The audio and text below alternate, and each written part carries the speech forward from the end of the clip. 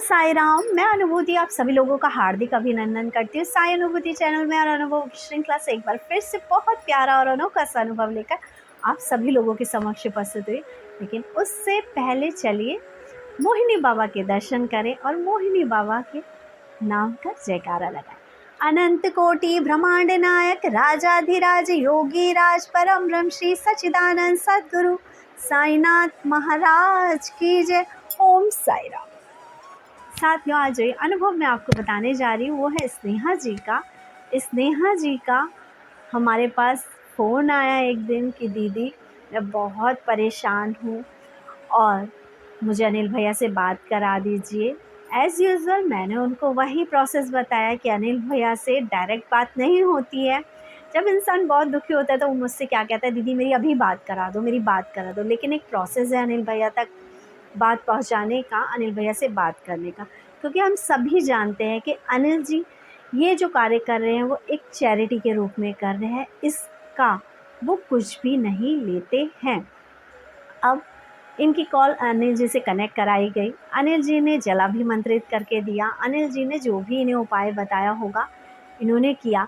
लेकिन दुखी मन इतना डावाडोल होता है कि एक दो दिन के अंदर ही उन्हें लगता है कि बस कुछ ऐसा हो जाए कि एकदम से चमत्कार हो जाए। लेकिन हमें अपनी ज़िंदगी में अपने कर्मों के फल उसके टाइम पीरियड के अकॉर्डिंग ही भुगतने तो पड़ते ही हैं।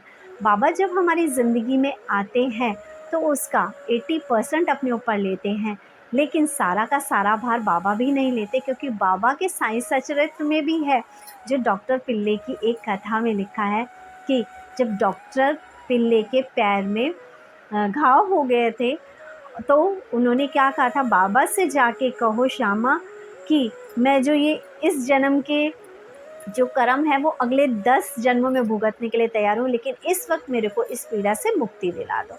लेकिन बाबा ने क्या कहा था, अरे अगले 10 जन्मों में क्यों भुगतोगे, मैं हूँ ना।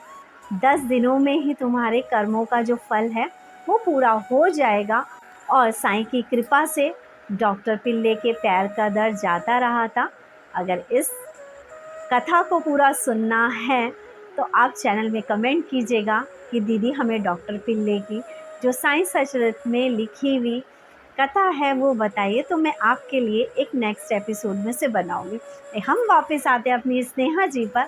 और स्नेहा जी का मेरे पास मैसेज आया, दीदी देखो आपको तो पता ही है मेरे हस्बैंड की तबीयत बहुत ख़राब रह रही है, इनके पेट में बहुत दर्द रहता है और बैंक में ये काम करते हैं, इनका ट्रांसफ़र हो गया है और मेरे हस्बैंड 2 सालों से बहुत डिप्रेशन में हैं और इन्हें बहुत डर लगता है और इनका किसी काम में मन नहीं लगता। और अब जब से ट्रांसफ़र की बात हुई है और इनकी जैसे तबीयत ख़राब है तो इन्होंने मुझको कह दिया है कि मैं नहीं जाऊंगा, मैं जॉब छोड़ दूंगा। दीदी अब हम इस स्थिति में आ गए, अगर इन्होंने जॉब छोड़ दी तो हम रोड पे आ सकते हैं। दीदी हम किराए के घर पे रहते हैं, हम कहाँ जाएंगे। दीदी कोई नहीं है हमारा मदद करने वाला, प्लीज़ दीदी कुछ तो करो। मैंने इनको एज़ यूज़ुअल कहा, अभी आपकी भैया से बात हो गई है, सब कुछ सही होगा, परेशान मत हो। ये कहती हैं कि इन्होंने अर्जी लगाई है कि इनका जो ट्रांसफ़र है वो रुक जाए, ट्रांसफ़र हो जाएगा तो प्रॉब्लम हो जाएगी, ये जॉब छोड़ देंगे। दीदी मैं क्या करूँ, मैं बहुत परेशान हूँ। हर दूसरे तीसरे दिन इनका मेरे पास कॉल या मैसेज ज़रूर इस प्रॉब्लम को लेकर आने लगा कि दीदी मैं परेशान हूँ, दीदी मैं परेशान हूँ। दीदी आपको क्या पता कि अगर ऐसा हो गया तो क्या होगा। मैंने कहा श्रद्धा रखो, सबूरी रखो, सब कुछ सही होगा, परेशान मत हो। अभी 15 दिन तो और यूज़ करो जल को, भैया ने क्या कहा है उस पे विश्वास करो।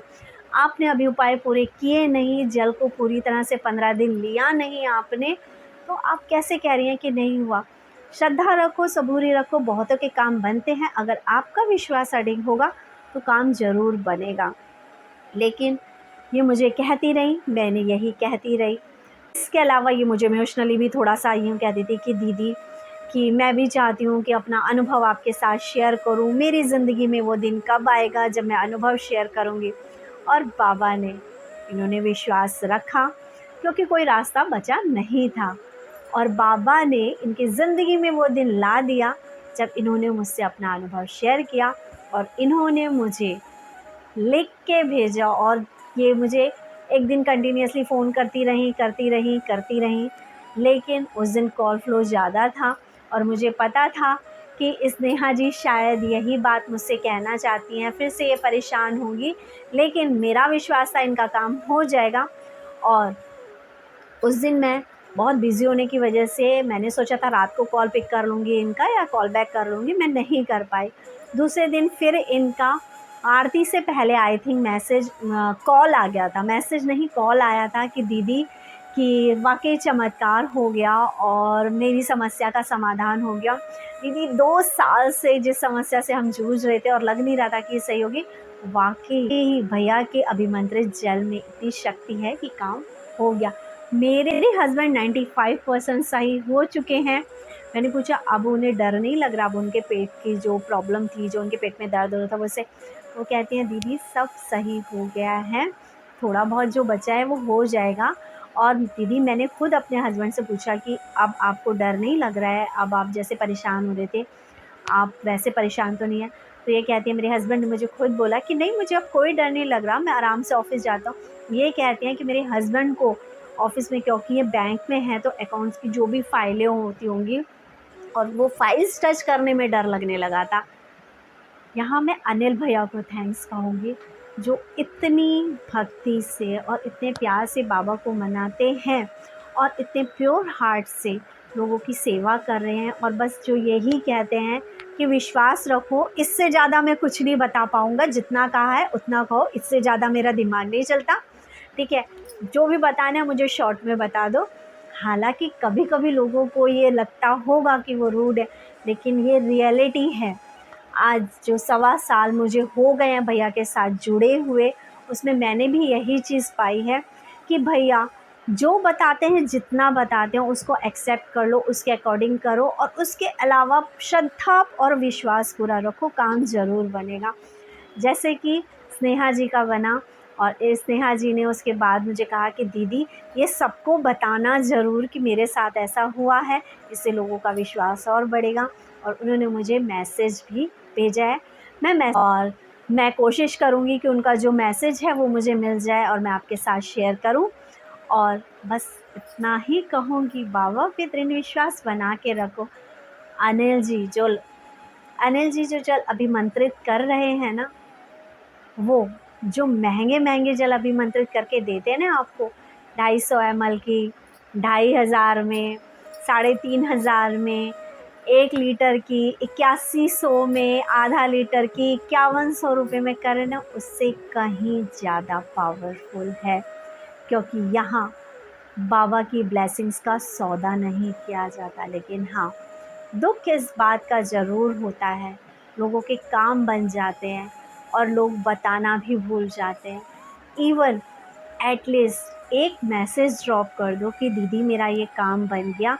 भैया के नंबर पे जब आपकी कॉन्फ्रेंस कॉल होती है, तब आप एक मैसेज, भैया डायरेक्ट बिना अपॉइंटमेंट की बात नहीं करते, लेकिन मैसेज तो वो रीड कर ही लेंगे ना आपका, मेरा काम बन गया है भैया। और आपके पास नहीं है उतनी आपकी आर्थिक स्थिति सही कि आप बाबा का भोग लगा सको या यहाँ तक आ सको, आप अपने ही शहर में, अपने ही आसपास के मंदिर में जाके बाबा की 1 रुपए की 2 टॉफ़ी,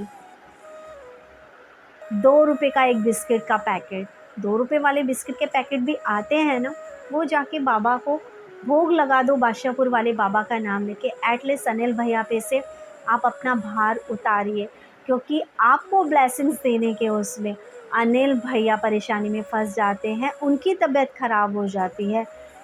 और पहले भैया, इससे पहले जब स्टार्ट हुआ था ये सब, तो जब भैया ने जल अभिमंत्रित करना शुरू करा था, लोगों को ब्लेसिंग्स देने शुरू करी थी, तब भैया कुछ भी नहीं चढ़ाते थे, क्योंकि आपकी और हमारी तरह ही एक साधारण से मनुष्य ही हैं ये भी। और उन्हें भी ये लगता था कि लोग मेरे घर आ रहे हैं, मेरे घर का मंदिर है, मैं नहीं चढ़वाता प्रसाद, मैं नहीं चढ़वाता भोग, मना कर देते थे। लेकिन उसके बाद 1 हफ्ते में इनके 6 एक्सीडेंट हुए। उसके बाद बाबा ने इनको बताया कि मुझ पे भी भार चढ़ाता है, खुद पे भी भार चढ़ाता है, लोगों से कहे कि कम से कम प्रसाद तो चढ़ाएं, भोग तो चढ़ाएं।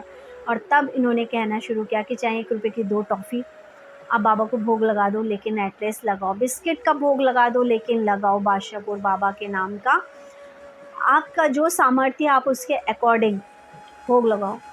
यहाँ पे मैं, और ऐसा नहीं है कि कुछ लोग हैं जो काम बना के सिर्फ निकल जाते हैं, लेकिन बहुत सारे डिवोटीज़ ऐसे भी हैं जो भले ही उनका काम बने या ना बने, लेकिन वो बाबा से बाबा के लिए जुड़ रहे हैं, बाबा से बाबा को मांग रहे हैं।